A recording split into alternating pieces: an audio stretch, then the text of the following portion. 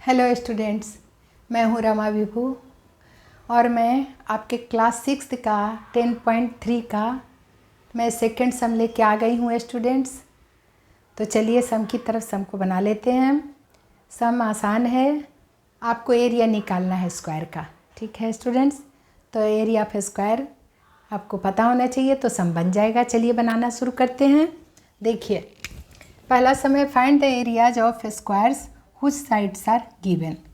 तो एरिया निकल जाएगा स्टूडेंट्स। एक साइड यदि पता हो हमें स्क्वायर का तो एरिया निकल जाता है। देखिए, क्योंकि आपको पता है। देखिए, सबसे पहले स्टूडेंट बनाना शुरू करते हैं हम लोग।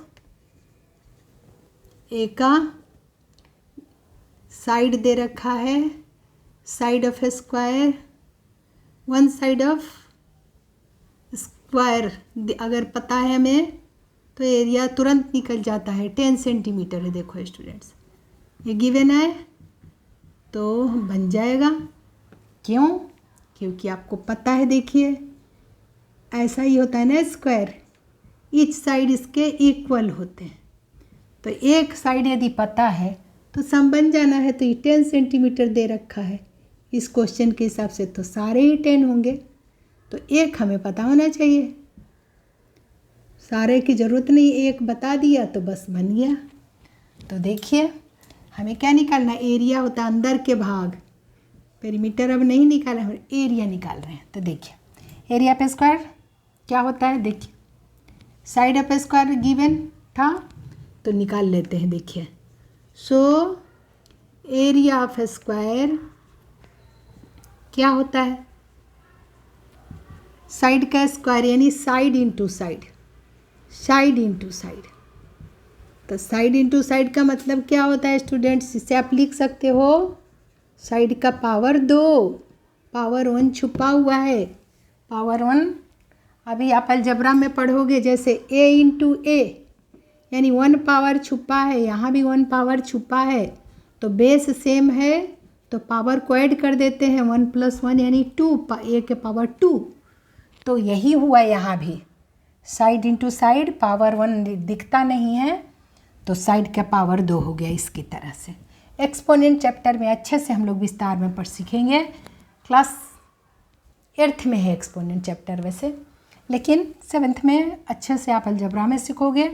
अभी 6th में बहुत थोड़ा सा दिया है, तो आप समझ लो साइड का स्क्वायर, साइड इंटू साइड। बस स्क्वायर के लिए नहीं भी समझते हो तो साइड इंटू साइड समझ लो।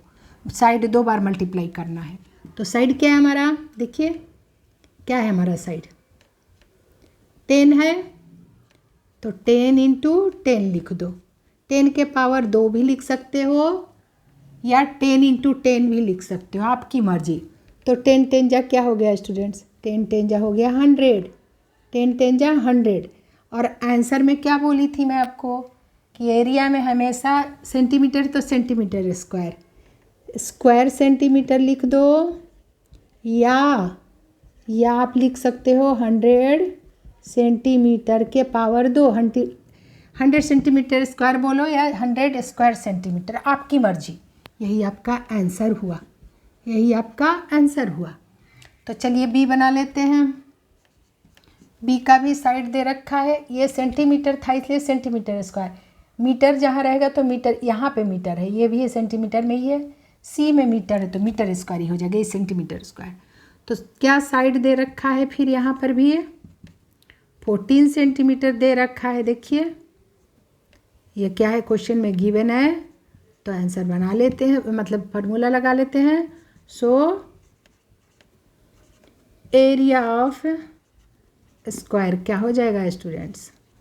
देखिए, साइड का स्क्वायर होता है, साइड का स्क्वायर होता है, इसका मतलब क्या होता है? साइड इंटू साइड होता है। यानी साइड कितना है? एक साइड दिया है 14, 14 इंटू 14, 14 14 जा क्या होता है?